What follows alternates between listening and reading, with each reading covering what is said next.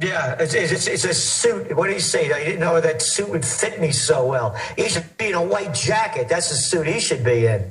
And again, you looked at all these little trained SEALs, these political SEALs, jumping down and applauding this. You know, this war brought nothing but more hatred around the world. And remember the big lie that George Bush launched it on. We're going to get Osama bin Laden because the Taliban won't give him to us. That was the reason for attacking Afghanistan. And now we've been there, as you mentioned, the longest war in American history, and they played that card. But I want to go back to gun control and drones. Okay, let's have gun control. Let's start with you, Junior. Stop sending your drones. That's killing people. Oh, use a different gun. That's all it is. Oh, you want to talk about gun control? Let's start with the military. Let's start with them and start controlling that. You're building too many weapons, man, and you're using them to kill too many people. You want to talk gun control? Hey, how about the militarization of the police in America? You want to talk about gun control? Let's start with that. Oh, did you see that congressman from Staten Island that's making the news, Representative Michael Grimm? Perfect name for the cat. How he threatened that little reporter from New York 1 to throw him over the balcony and cut him in half. You know who Michael Grimm is? It's perfect. A former FBI agent.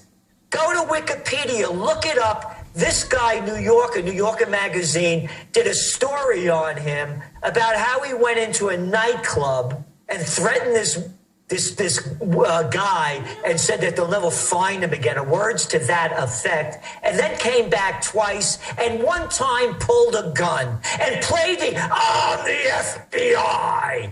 Another guy, these tough guys, you know, that threaten little boys. And by the way, if you or I were to send a letter to Grimm or Pelosi or Dianne Feinstein and threaten to throw them off a balcony and cut them in half, those FBI guys, they'd be there, man, having us face down, beating the crap out of us. That's what I was about to say is Cuomo says if you don't agree with him politically, get out of the state. They're threatening to kill people. But this is a direct threat. No, I agree. They're gangsters. They're gangsters. And what's happening to him now after he did this? Nothing. They apologized, and everything will be okay. Again, the word justice is J-U-S-T-U-S. Just us. No Wall Street heads go. Again, if you or I sent a threatening letter to a congressman, they would lock us up. This is a direct threat. Well, he hasn't denied it, and we have the clip. It's a little bit low audio, but you can hear it. And imagine, for having a reporter there, he threatens to kill him. And let's play that clip for radio listeners. TV viewers can actually see him come over and do it. Here it is. And then we'll... Before we let you go, since we have you here, we haven't had a chance to kind of talk about some of the... Nothing about anything that's off topic. This is only about the president. Well, what about... All right, so Congressman Michael Grimm does not want to talk about some of the allegations concerning his campaign finances. What a piece of crap. On that, but he, as you saw, refused to talk about that. Back to you. Walk away like a coward. I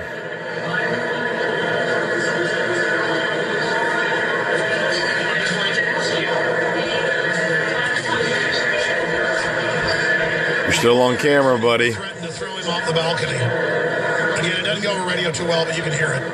It's up on Infowars.com if you want to actually turn it up and hear it. Over AM, people won't be able to understand it. I mean, he clearly is saying, I'll throw you off, I'll kill you, I'll cut you in half. And he looks like a total thug.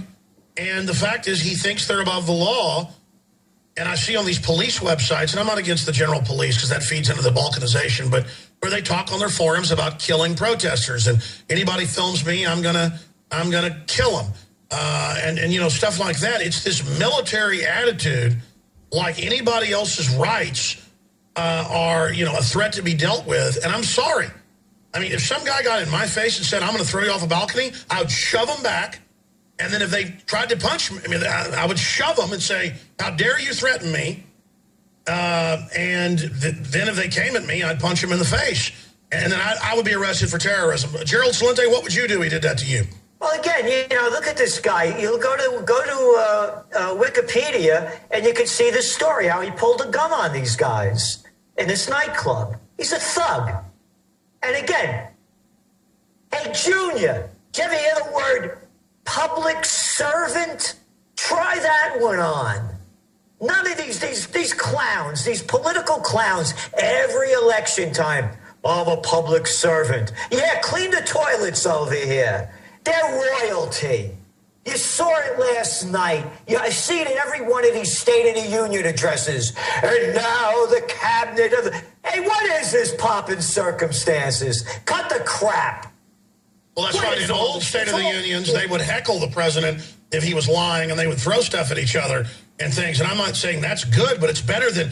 I've never seen... It look like all these theater folks who don't really have talent but want to be in the theater and are obsessed with some narcissistic thing. I'm not attacking folks that want to be in the theater if they really like it, but I'm talking about theater rats who then